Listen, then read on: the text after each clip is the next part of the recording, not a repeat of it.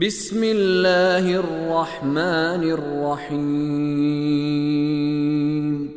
بل يريد الإنسان ليفجر أمامه يسأل أيان يوم القيامة بلکہ انسان چاہتا ہے کہ مستقبل میں برائی کرتا جائے، وہ پوچھتا ہے قیامت کا دن کب آئے گا۔ اور ہم نے عرض کیا کہ یہ جو اس کا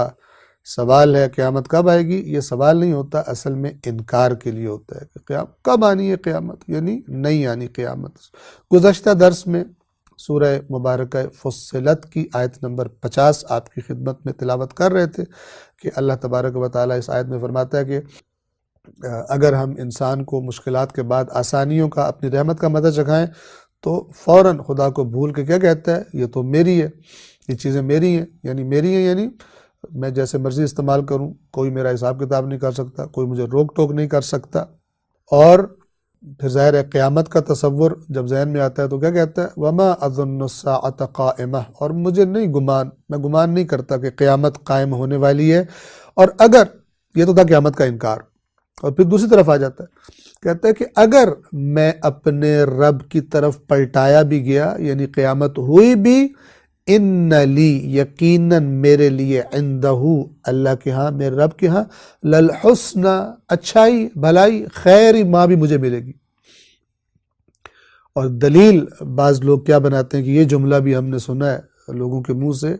جب ان کو کہا جاتا ہے کہ دین کے بارے میں غیر سنجیدہ رویہ نہ اپنائیں، اللہ کی نافرمانی نہ کریں، تو کہتے ہیں کہ اللہ نے یہاں پر جس خدا نے اتنا کرم کیا ہے، یہ بھی تو کرم ہے اللہ کا، دیکھ رہے نہیں ہو، تو آگے بھی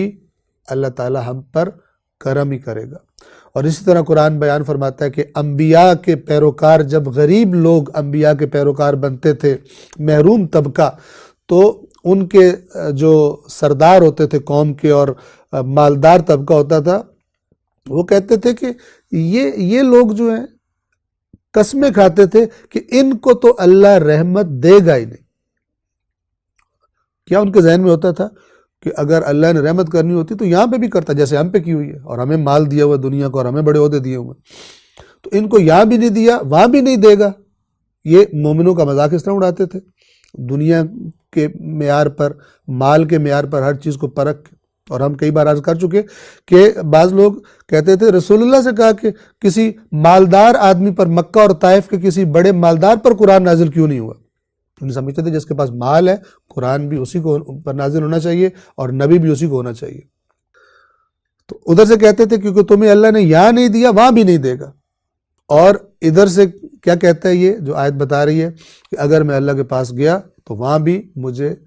خیر اور بھلائی عطا ہوگی، یعنی گویا کہ دنیا کی نعمتوں سے دھوکہ کھا گیا ہے اور سمجھتا ہے کہ اللہ مجھ سے راضی ہے، آگے بھی راضی رہے گا۔ پھر خدا فرماتا ہے اسی آیت میں آگے، اللہ تبارک و تعالیٰ فرماتا ہے فَلَنُنَبِّئَنَّ،